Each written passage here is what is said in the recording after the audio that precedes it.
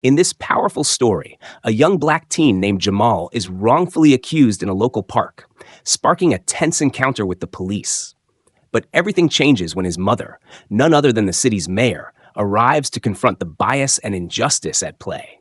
Join us as we follow this pivotal moment that highlights the importance of standing up against racial prejudice and fighting for justice. The air in the park was still and calm, the kind of peace that only a quiet afternoon could bring. The sun was beginning its slow descent, casting golden hues over the green expanse, and the birds chirped merrily in the trees. Jamal, a 14-year-old boy, stood by the playground, waiting for his mom to pick him up. He had been enjoying the breeze, the soft rustle of leaves overhead, and the simple joy of being outside. But that peaceful moment was about to be shattered. Karen, a middle-aged woman, was walking her small dog near the park entrance when her eyes fell on Jamal. At first, it was nothing more than a passing glance, but then she began to watch him more closely, her gaze narrowing. There was something about him that made her uneasy. He was standing there, alone, a tall figure in a hoodie and sneakers, not moving much, but somehow out of place in her mind. She began to watch him with increasing suspicion, her thoughts swirling. Was he loitering? Was he up to something? Her discomfort soon turned into something more dangerous. Karen's steps quickened and her face tightened as she approached the payphone at the corner of the park. Without hesitation, she picked up the receiver and dialed 911, her voice trembling slightly with a mix of panic and indignation. 911, what's your emergency? The operator asked, her voice calm and professional. There's a young black man here at the park, and I'm telling you, something's not right.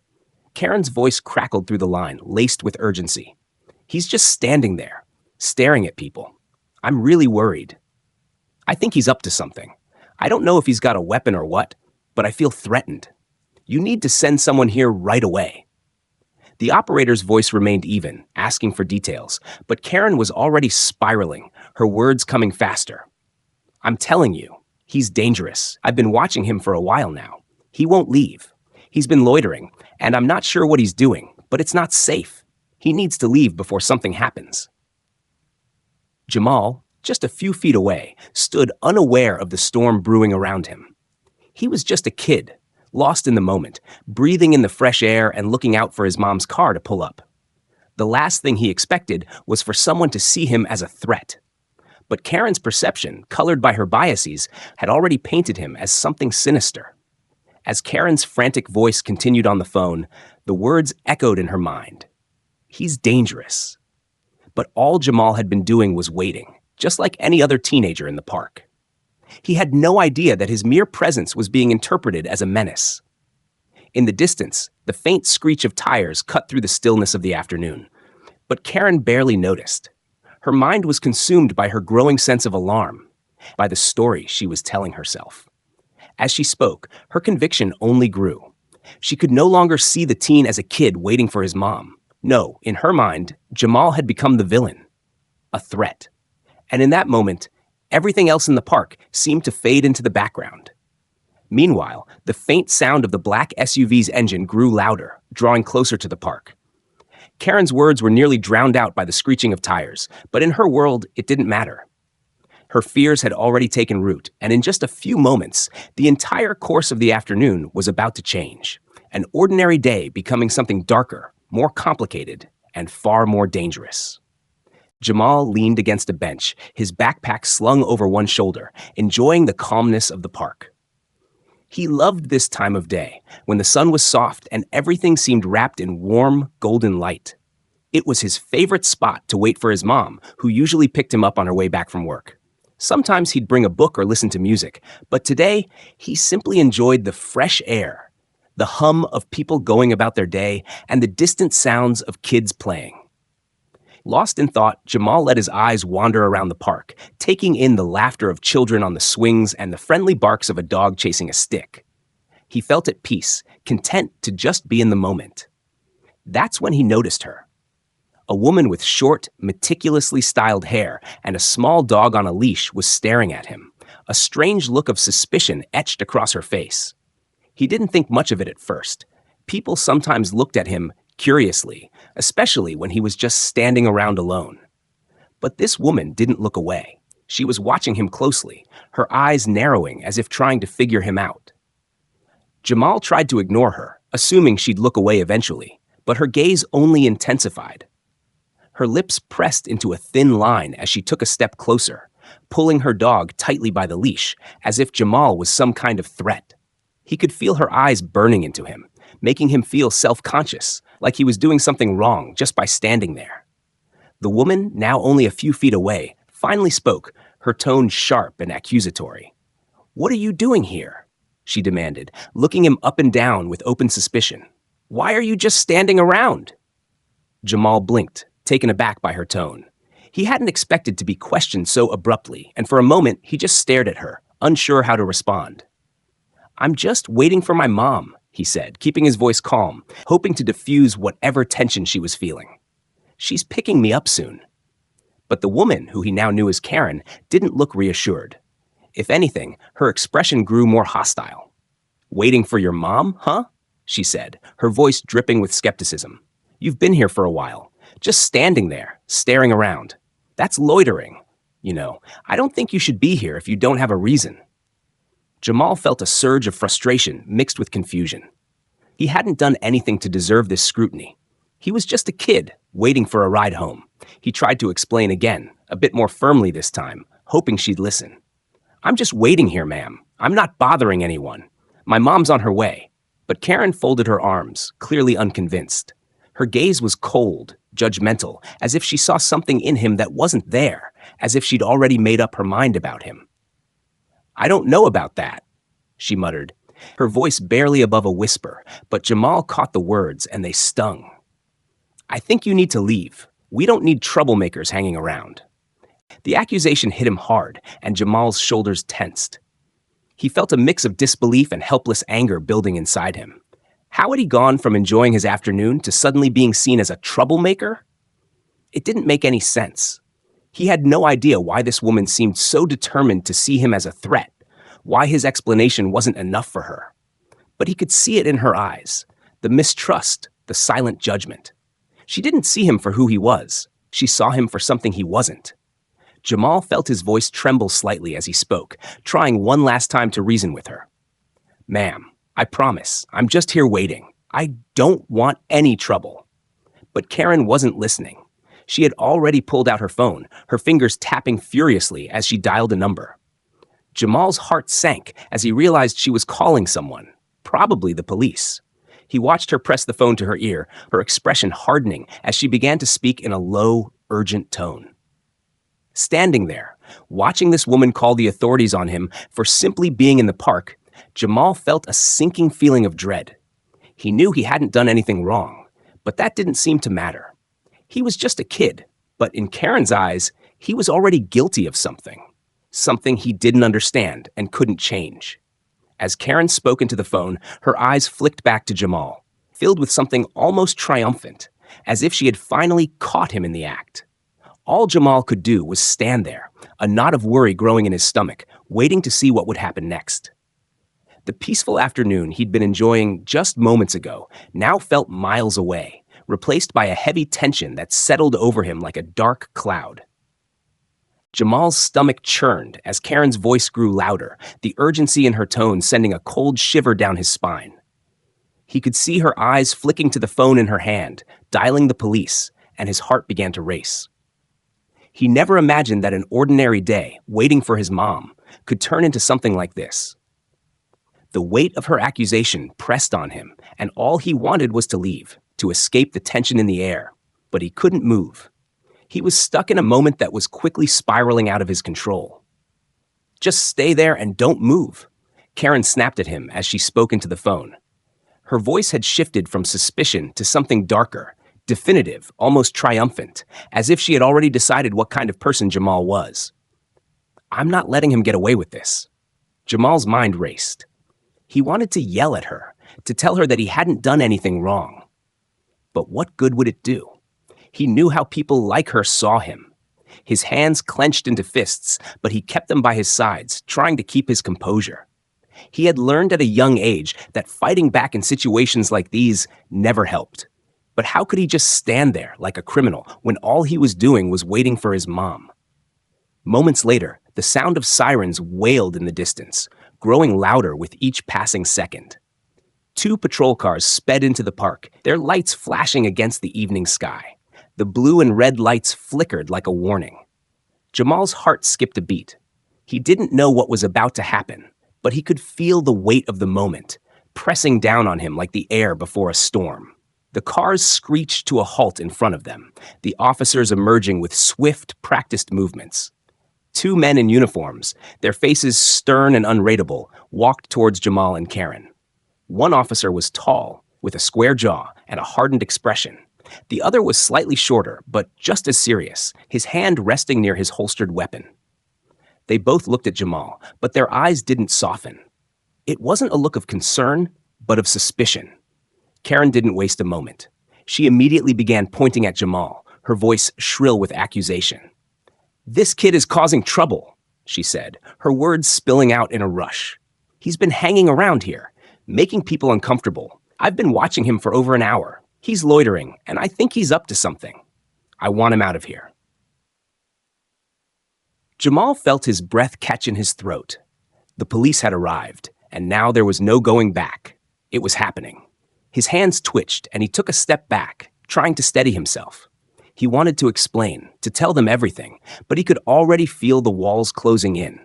His voice felt small against the weight of her accusations, against the authority of the officers standing before him. The taller officer turned to him, his eyes narrowing. "What's your name?" he asked, his tone sharp, as though Jamal had already done something wrong. "Jamal," he said, his voice barely a whisper. "I'm just waiting for my mom." The officer's gaze never softened. "Waiting for your mom?" he echoed, as if the idea was laughable. "You've been here a while, and Karen says you've been causing a disturbance. What are you really doing here?" Jamal's throat went dry. He tried to steady himself, to explain the situation, but the words seemed to get lost in the tight knot of his chest. "I'm just waiting. I'm not causing trouble. My mom is picking me up." But the officer wasn't listening. He didn't seem interested in Jamal's side of the story. Instead, he stepped closer, his voice becoming more forceful. "You need to leave the park now. You're making people uncomfortable, and we don't need anyone like you here." Jamal felt his pulse quicken, the situation escalating faster than he could process.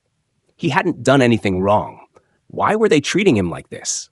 The injustice of it was suffocating, and a cold anger started to build inside him. He wasn't used to being spoken to like this. Not by someone who didn't even know him. Not when he had been nothing but patient, nothing but calm. "I'm not leaving," Jamal said, his voice trembling but determined. "I'm not doing anything wrong. I'm just waiting for my mom." But the officers weren't hearing him. The second officer, who had been silent until now, stepped forward, his eyes now scanning Jamal from head to toe. His hand hovered near his gun, a subtle but dangerous gesture. Jamal noticed the shift in the air, the heightened tension, and it made his stomach churn. "Listen, kid," the second officer said, his voice colder. "We're not here to argue with you. You need to go. Now." Jamal's mind raced. He felt trapped, cornered by a situation he couldn't escape. He had no way of explaining himself. His words had been drowned out by Karen's accusations and the weight of the officer's authority. Every second that passed made him feel smaller, more powerless. What did they want from him? What could he do to make them understand that he was just a kid trying to go home? But they weren't listening. They weren't seeing him. They were seeing a threat. And with every word, every step they took closer to him, the world seemed to shrink around Jamal, tightening the grip of fear and frustration in his chest. He stood there, caught between trying to defend himself and trying to avoid making the situation worse. But with the sirens still echoing in the background and the eyes of the officers locked on him, Jamal knew he was powerless in this moment. He was trapped in a narrative he couldn't change. Just as Jamal felt like he couldn't stand another second of the scrutiny, he heard the hum of a car engine growing louder, cutting through the tense air. His heart lifted slightly as he recognized the familiar black SUV pulling into the park. Relief washed over him like a wave. His mom was here. But he had no idea just how significant her arrival would be in this moment. The officers, who had been so focused on Jamal, shifted their attention to the approaching vehicle. Their rigid stances softened slightly as they watched the sleek SUV pull to a stop by the curb. The door opened, and out stepped a woman in a sharp, tailored suit, her expression commanding and poised. Jamal's mother, Laura, exuded an air of authority that could silence any room she entered, but today her calm yet fierce presence seemed even more intense. The officers immediately recognized her. It was Mayor Laura, their boss, their leader, the woman who oversaw the very community they served. For a split second, a stunned silence filled the space, and Jamal could see the confusion and sudden discomfort flicker across the officers' faces. The confidence they'd worn so easily just moments before was slipping away, replaced by a look of uncertainty. They hadn't expected the situation to take this turn, and it was clear they were caught off guard. Karen's face went pale as she recognized Laura. Her jaw dropped. Her certainty shattered in an instant. The accusatory posture she had held onto so tightly dissolved, leaving her standing there, stunned and speechless. She had never anticipated that the boy she'd so quickly judged could be the son of the city's mayor. And now, her indignation turned to something else. A creeping shame. A realization of just how wrong she'd been. Laura's eyes swept over the scene, taking in the flashing police lights, the stiffened officers, and Karen's now ashen face.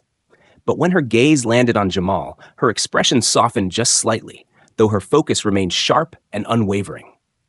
She knew her son's character, knew he wasn't the troublemaker these people saw in their minds.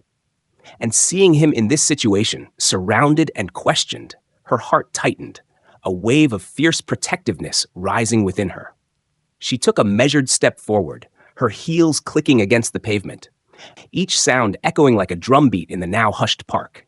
The officers instinctively took a step back, their authority suddenly dwarfed by hers. Laura stood tall, her posture firm, her face unreadable yet commanding respect from everyone around. "Is there a problem here?" she asked, her voice even but carrying a weight that demanded an answer. The officers exchanged quick, nervous glances, struggling to regain their composure. The taller one cleared his throat, straightening his shoulders as he stammered. We received a call, Mayor Laura, a report of suspicious activity in the park." Laura's gaze didn't waver. She looked at them, unflinching, waiting for them to elaborate, but they seemed unable to meet her eyes. The confidence they'd had when speaking to Jamal had evaporated, leaving them grappling for words. Finally, the shorter officer managed to speak, his voice shaky. "It was a misunderstanding." "A misunderstanding?" Laura repeated, her tone calm but razor-sharp, slicing through any remnants of authority they thought they had. She turned her gaze to Karen, who seemed to shrink under the weight of that look. Karen stood there, still speechless, her mouth opening and closing as she struggled to find words, but none came. Her face was flushed with embarrassment, her confidence shattered, her certainty now replaced by the painful realization of her own bias. She wanted to explain, to somehow justify her actions, but under Laura's steady, piercing gaze, she found herself stripped of excuses.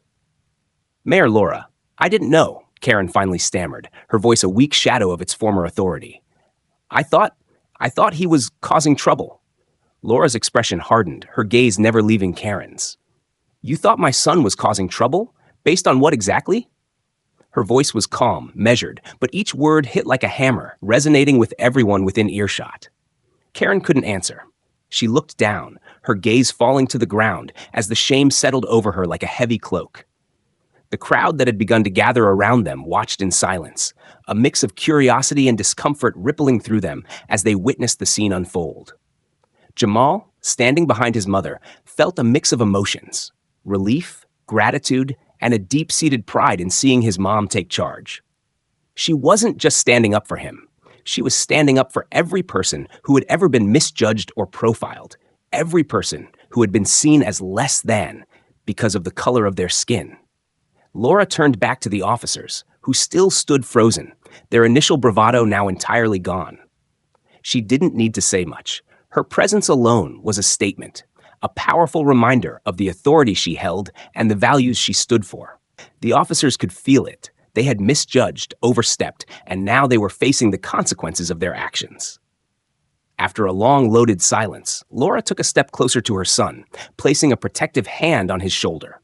She looked down at him, offering a small, reassuring nod before turning back to the officers and Karen, her voice steady as she said, "My son will not be harassed in a public park. Not by you, not by anyone." With that, she guided Jamal towards her SUV, leaving the officers and Karen standing in stunned silence. The weight of her words lingered in the air, echoing through the park like a powerful reminder that justice and fairness were not just ideals, they were expectations. And as she and Jamal walked away, the crowd around them seemed to hold their breath, watching as the scene that had started with suspicion and judgment ended with a lesson none of them would soon forget. With her son now safely beside her, Mayor Laura turned back toward the officers, her presence radiating authority and controlled anger. The crowd that had gathered watched in silence, captivated by the strength she carried with every step. She walked toward the officers, her gaze unwavering, her expression fierce and unyielding. The officers straightened as she approached, their earlier confidence dissolving under her piercing stare. They seemed smaller now, diminished in the face of her calm but powerful presence, as if they could already sense the reprimand that was coming. Laura's voice was steady but sharp, each word carrying the weight of her authority. "I'd like to know," she began, her tone as cold as steel, "why my son was approached by officers in a public park. What exactly did you think he was doing that warranted police intervention?" The taller officer, who had spoken to Jamal earlier, struggled to find his words. He glanced at his partner, who looked equally caught off guard. The officer opened his mouth to respond, but before he could say anything, Laura's gaze moved from him to Karen, who still stood nearby, her face flushed with discomfort and a hint of shame. "And you," Laura continued, her eyes narrowing as she looked directly at Karen, who shifted uncomfortably under her intense stare. "You accused my son of causing trouble. You called him a troublemaker. And yet, from what I can see, the only trouble here is the assumptions you decided to make." Her voice was even, but the sharpness in her tone left no room for misinterpretation. Karen's face paled, and she looked down, avoiding Laura's gaze. Her earlier bravado had vanished, replaced by the weight of her own guilt. She could feel the crowd's eyes on her, the judgment from every person around her, and it was a heavy, humiliating burden to bear. She fumbled for words, her voice a hushed, wavering whisper. I didn't mean to." Laura interrupted her, her voice cutting through Karen's attempted excuse. "No, you meant exactly what you said. You saw a young black boy sitting alone in a park, and you assumed he was a threat." Laura's gaze remained fixed on Karen, unyielding, as she continued, "And you used that assumption to justify calling the police, putting my son through an unnecessary ordeal." The officers, shifting uncomfortably, looked at each other as Laura's words struck a chord that made them question their own actions. The taller officer cleared his throat, attempting to salvage some sense of control. "Mayor Laura, we were just responding to a call," he said, his voice subdued. "We didn't intend for things to escalate." Laura's gaze snapped back to him, her expression unrelenting. "You didn't intend for things to escalate? You questioned my son as if he were a criminal, without so much as giving him a chance to explain. You assumed, just as she did, that he was guilty. That's the issue here," she said, her voice both calm and forceful. "When a child is waiting for his mother, you shouldn't need to question him like a suspect, but you chose to do so because of the assumptions you carried with you." The officers, unable to meet her eyes, glanced away, the weight of her words settling over them. It wasn't just a simple call. They knew that now. In the quiet of the moment, as her words echoed in their minds, they could feel the impact of the racial bias that had influenced their approach. They had seen Jamal as a potential threat, not a child waiting for his mother, and Laura was making them confront that reality in a way they couldn't ignore. Karen, still standing there, tried to find her voice again, a weak defense forming on her lips. I thought he was causing trouble," she stammered, her voice small. "I was just trying to protect the park." Laura's gaze bore into her, a look of profound disappointment and quiet anger. "Protect the park?" she echoed, her voice laced with disbelief. "You weren't protecting anyone, Karen. You were profiling a child because of the color of his skin. My son was simply enjoying his afternoon, waiting for me to pick him up. He was minding his own business, yet you chose to turn his presence into something sinister without a shred of evidence. Karen looked away, her face red with shame, her shoulders slumping as the reality of her actions weighed down on her. The crowd murmured in agreement, their expressions reflecting a mix of disapproval and anger. The people around them were beginning to see this moment for what it was, a painful but necessary lesson about prejudice and the consequences of unchecked assumptions. Turning back to the officers, Laura's voice softened just a fraction, but her determination was still fierce. "You have a duty to protect everyone in this community," she said, her tone firm but laced with a hint of sadness. "That includes my son. You cannot allow biases, yours or anyone else's, to dictate who you see as a threat and who you see as a person." The officers nodded, their faces flushed with the awareness of their mistake. They were officers of the law, trained to serve and protect, yet they had let unconscious bias cloud their judgment. The truth of her words was undeniable, leaving them with a deep sense of regret. Laura took a deep breath, letting her words sink in, her gaze now moving back and forth between the officers and Karen. She wanted them to feel the weight of this moment, to understand the gravity of what had transpired. Her son, a child, had been reduced to a stereotype in an instant, his innocence overshadowed by assumptions that should have no place in a community that prided itself on justice and equality. Finally, she took a step back, glancing at Jamal, who was watching his mother with a quiet strength in his eyes. This was his reality, a reality she had worked so hard to protect him from, yet it had still found its way to him. And she knew that this confrontation was not just for her son, but for every child who had ever faced similar judgments, and every family that had felt the sting of prejudice. "I expect better from this community," Laura said, her voice carrying through the silent crowd. "I expect better from each of you, and I will not allow my son or anyone else to be targeted simply for being who they are. We are better than this." As she stood there, tall and resolute, it was clear to everyone present that Laura was more than just a mayor standing up for her son. She was a mother, a leader, and a voice for change, confronting the painful truths that often went unspoken. And in that moment, her words echoed through the park, a call for justice that would not soon be forgotten. With her son Jamal standing firmly by her side, his eyes reflecting a quiet resilience, Mayor Laura turned to address the gathering crowd. The park, which had once been filled with the gentle hum of laughter and voices, had fallen silent. All eyes were on her, and the weight of her presence settled over them like a wave. She could feel the impact of the moment, the stillness in the air, the somber expressions on the faces before her, and she knew that this was a rare opportunity to speak a truth that often went unspoken. Taking a deep breath, Laura's gaze swept across the crowd, her eyes resting on people of all ages, all walks of life. "Today," she began, her voice carrying the strength of both a leader and a mother, "we have witnessed something that should never happen in our community. A young boy, my son, profiled and treated as a threat simply because of the color of his skin. It's a painful reminder of a reality that too many families live with, a reality we cannot ignore." The crowd watched her intently, some nodding in understanding, others looking down as if the weight of her words stirred an uncomfortable truth within them. There were parents in the crowd who had sons and daughters, and they seemed to see Jamal with new eyes, a boy who could easily have been their own child.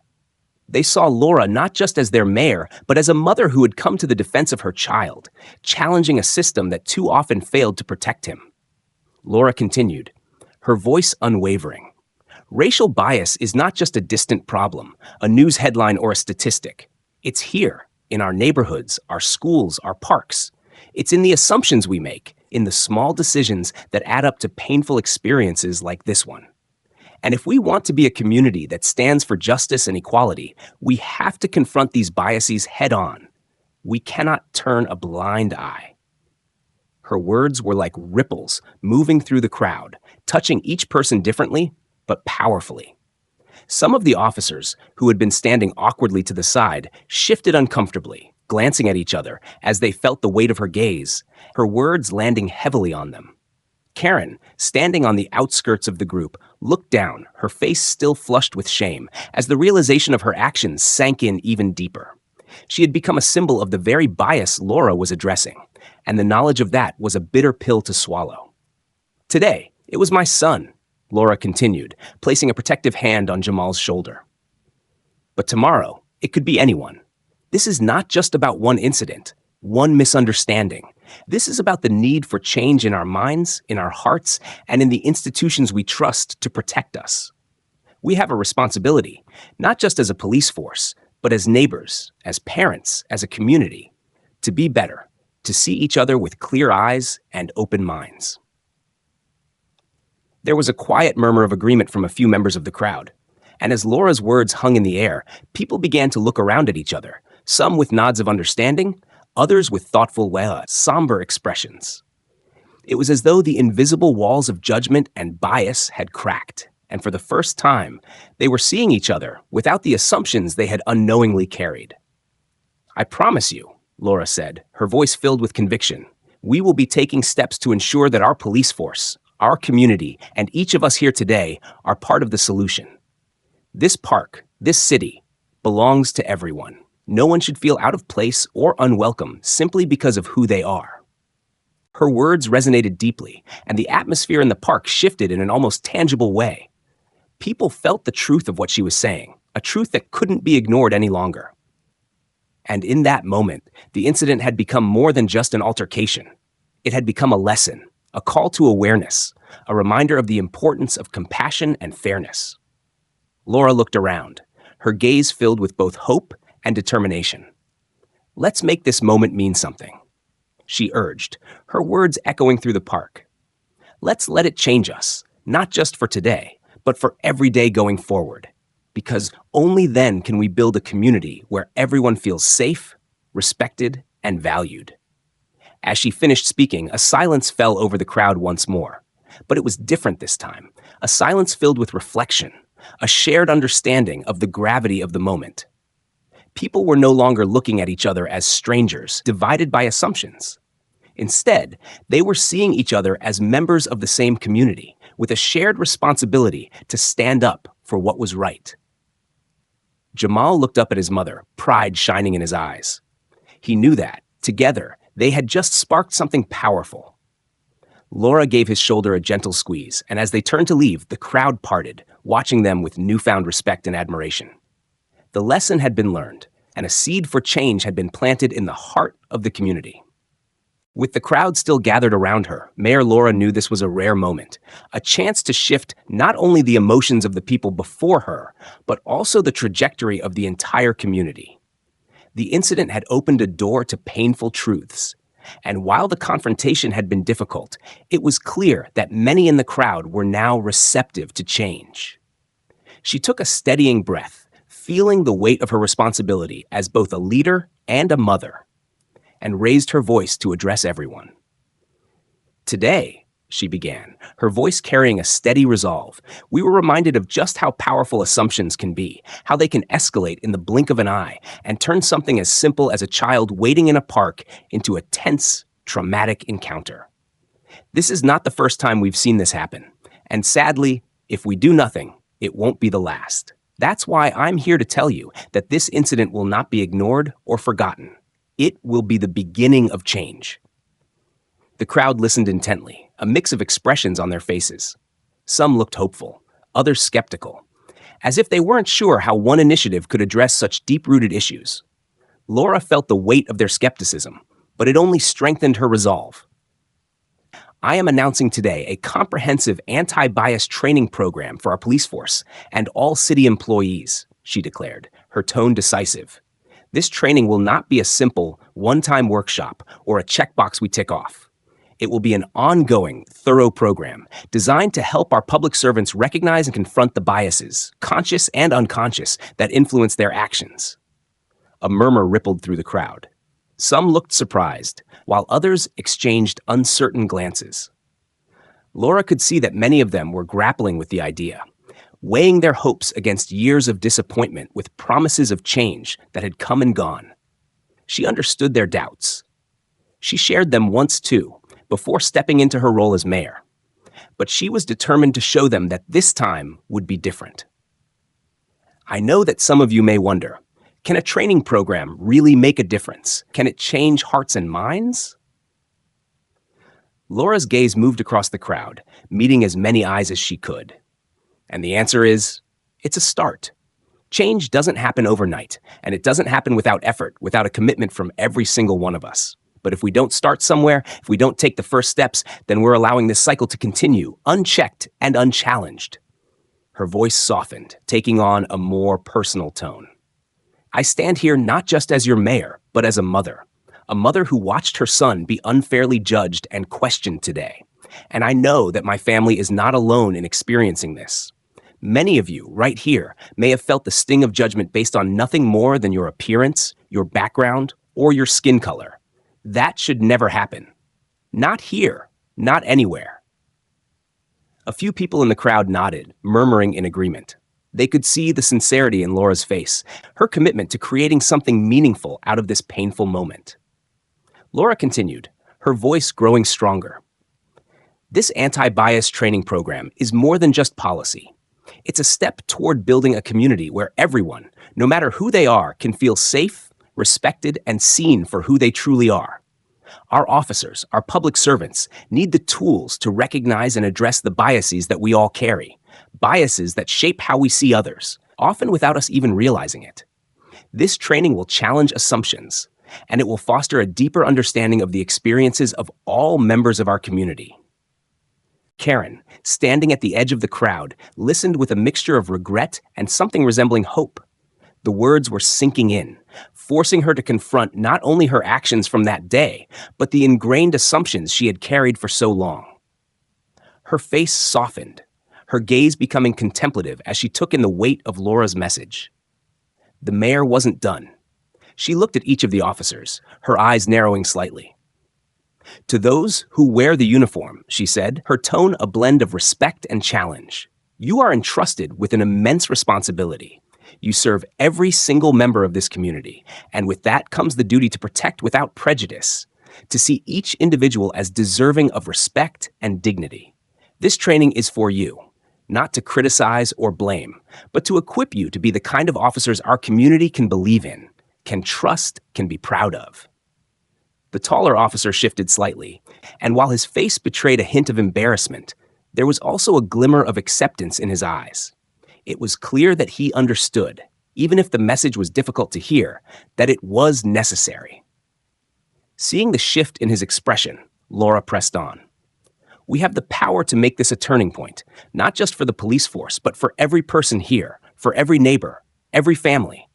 It's easy to judge, to assume, to cast blame, but it takes courage to confront our own biases, to look inward and ask ourselves how we can do better.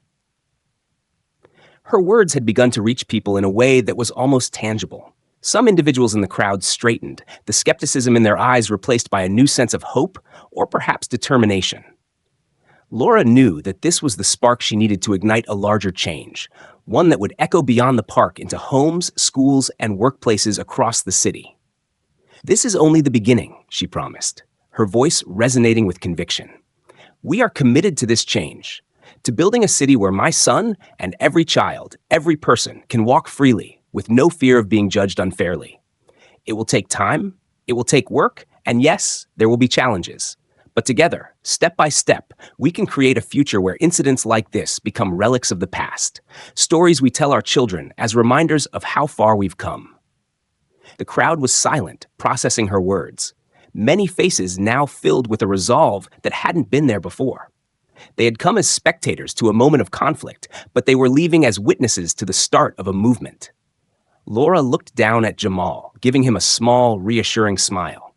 She had set the wheels in motion. And she knew that, no matter the resistance she might face, this was a journey worth pursuing. Turning back to the crowd one last time, Laura left them with a parting message that echoed in the silence that followed. Let today be the day we choose to see each other more clearly, to act with empathy, and to build a community that upholds justice for everyone. Together, we can make this the last time something like this ever happens in our city. As she and Jamal walked back toward their car, the crowd began to disperse, conversations buzzing with a newfound purpose. Laura's words had sown a seed of change, of awareness, of hope, And though the journey would be long, it was clear that something powerful had begun. In the days that followed, the ripple effects of the incident at the park began to spread throughout the community.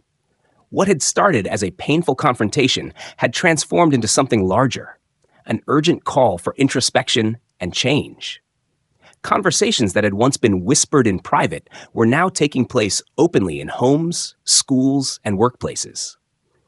Families gathered around dinner tables, discussing what had happened, acknowledging that the issues of bias and racial profiling could no longer be ignored.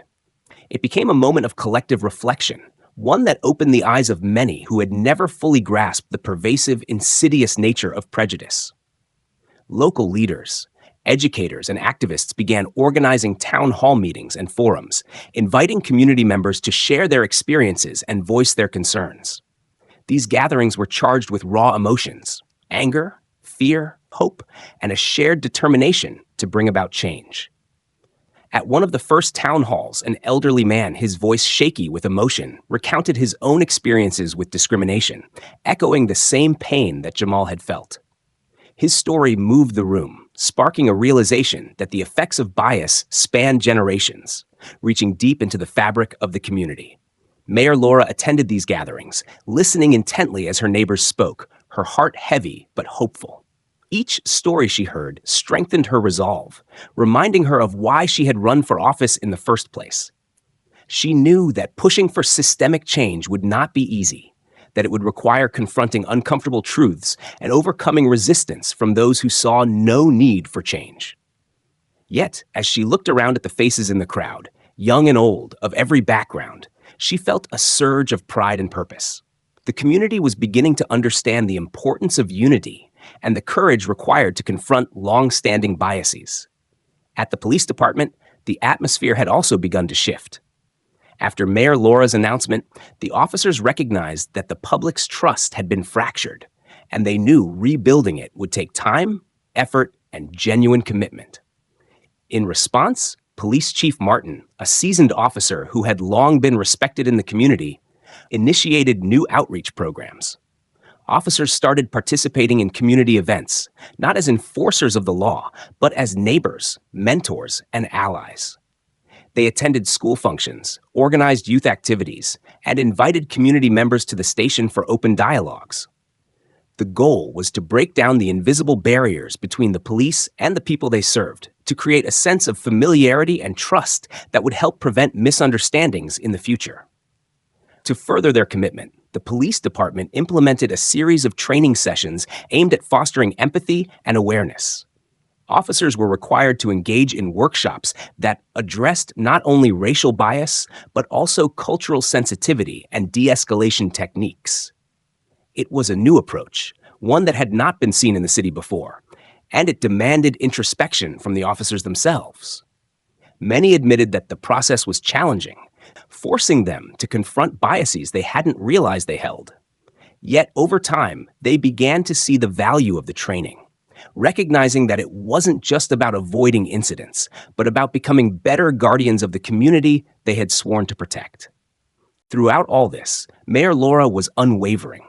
She faced resistance from some city officials and community members who questioned the necessity of these changes, who saw them as disruptive or unnecessary. But Laura knew the importance of persistence, of pushing forward despite opposition. She met with city council members, speaking passionately about the need for systemic reform. She presented data, stories, and evidence, emphasizing that real change would require commitment at every level of the city's leadership. Her conviction was clear. This was not a passing moment or a fleeting concern. It was a movement toward a more just, compassionate, and inclusive city. Slowly, her determination began to sway even her most skeptical colleagues. The city council passed a resolution supporting the anti-bias training initiative, and local organizations began collaborating with the mayor's office to further promote inclusivity. Businesses displayed signs promoting unity, and the local library held monthly discussions on social justice and equality. The community was no longer passive. It was alive with conversations and actions that reflected a newfound awareness and commitment to change. For Jamal, the experience had been transformative as well. In the weeks following the incident, he found himself more aware of the power of his own voice. He joined his school's student council, determined to be part of the solution and to ensure that the lessons learned that day in the park would resonate with his generation. His classmates rallied around him, inspired by his strength and the courage he had shown in the face of adversity. Together, they launched an initiative at their school, encouraging students to speak openly about issues of bias and prejudice, and to support one another in creating an inclusive environment. As the weeks turned into months, subtle but meaningful changes continued to take place. The community began to feel different, as if a long-buried tension had been unearthed and replaced with a shared understanding. Neighbors who had once been strangers began greeting each other with nods of recognition. Police officers walked through neighborhoods, engaging in friendly conversations with residents, building relationships that were once marred by distrust. The effects were visible in the small, everyday interactions that spoke of a city healing, transforming. Mayor Laura remained at the forefront of this movement, driven by the belief that this moment was just the beginning. She continued to work tirelessly, knowing that change required both immediate action and sustained effort. She held regular meetings with the police department, reviewed the progress of the training programs, and listened to feedback from community leaders. She knew that this journey would be long and that there would be setbacks, but she was determined to see it through. The incident that had begun as a moment of misunderstanding, of hurt and tension, had blossomed into something far greater, a catalyst for growth, for unity, and for a city's journey toward justice. Laura knew that there was much work still to be done, but as she looked out over her community, she saw a spark of hope and resilience. Together, they were rewriting their story, transforming it from one of division to one of understanding, empathy, and lasting change. In the weeks that followed, the city started to feel the impact of Mayor Laura's steadfast resolve. The story of Jamal's ordeal had resonated deeply, stirring the community and leaving behind an urgency for change. People began to sense a shift, subtle yet unmistakable, as small but powerful actions started to ripple through the fabric of the city. Local businesses, once indifferent to matters of inclusion, took it upon themselves to promote unity and diversity. Window decals appeared, bearing messages of acceptance and solidarity, reminding patrons of the city's commitment to growth and understanding.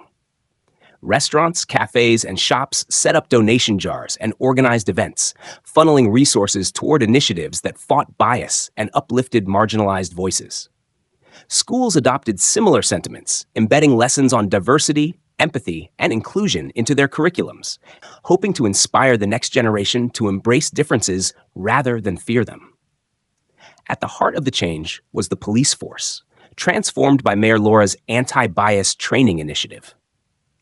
Officers began spending more time engaging with the community in positive, informal settings. They were present at neighborhood gatherings, youth events, and community fairs, no longer distant figures of authority, but familiar faces who had become part of the city's everyday life. The impact was immediate.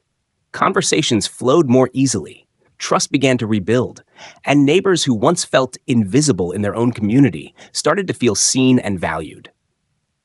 Police Chief Martin, who had once been skeptical of the sweeping reforms, was now one of its biggest champions, openly acknowledging the importance of earning, rather than expecting, the community's trust.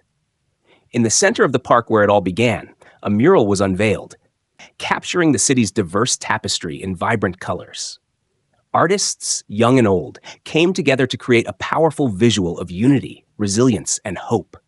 Children painted scenes of friendship, their hands intertwined, while older artists contributed portraits of past activists who had championed equality and justice. At the center of the mural stood an image of Mayor Laura, arm wrapped around Jamal's shoulder, symbolizing the courage to confront injustice and the commitment to moving forward together. The mural became a beloved fixture, a silent yet unmissable reminder of the journey they had embarked upon and the promise to continue.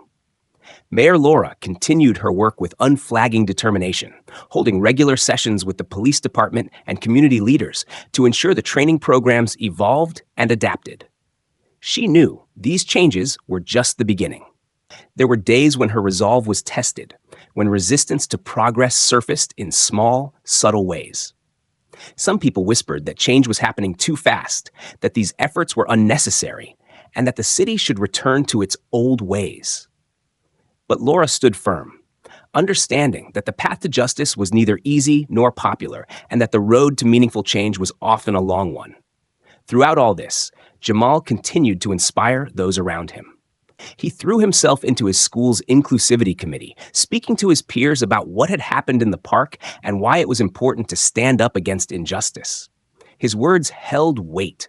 His story was real, and it struck a chord. Teachers invited him to speak at assemblies, and students who once barely noticed him now saw him as a leader.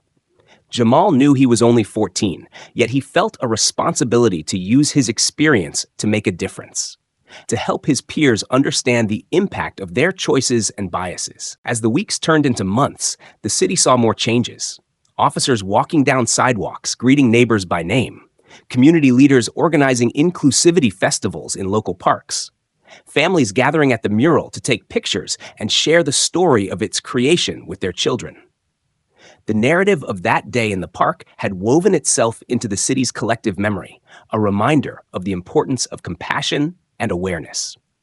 Despite the challenges, Mayor Laura remained resilient.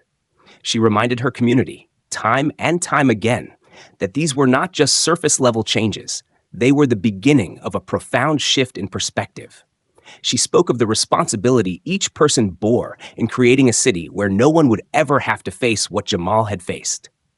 Her words resonated, and though some were slower to embrace the changes, there was an undeniable momentum that couldn't be ignored. On the one-year anniversary of the incident, the community gathered once more in the park, standing before the mural that had become a symbol of their shared journey. Mayor Laura addressed the crowd, her voice steady and strong. She spoke of the progress they had made, the challenges they had overcome, and the work that still lay ahead. Standing beside her, Jamal looked out over the crowd, a mix of familiar and new faces, each one touched in some way by the events of the past year. He felt a sense of pride, not only in his mother, but in his community and in himself. As the gathering concluded, people lingered around the mural, admiring the vibrant colors, the story it told, and the future it promised. Conversations filled the air, bridging divides and building connections. There, in the heart of the city, amidst the laughter and chatter of neighbors, friends, and family, it became clear that they were no longer just bystanders.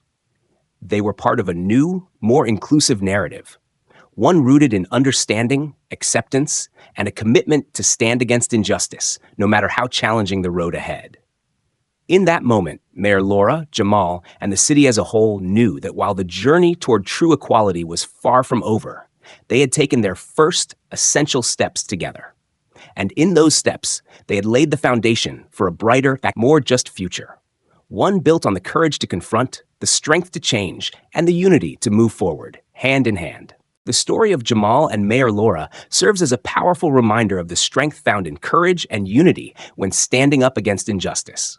What began as a tense, painful encounter transformed into a catalyst for positive change. Their journey shows that true transformation starts with small, meaningful steps, from self-reflection to opening hearts and rebuilding trust.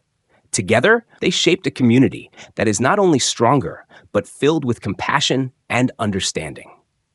If this story inspired you, don't forget to subscribe for more meaningful stories, like if you found value in it, and share to spread the message of love and unity. Leave a comment to let us know your thoughts. Your feedback is what motivates us to continue sharing inspiring stories.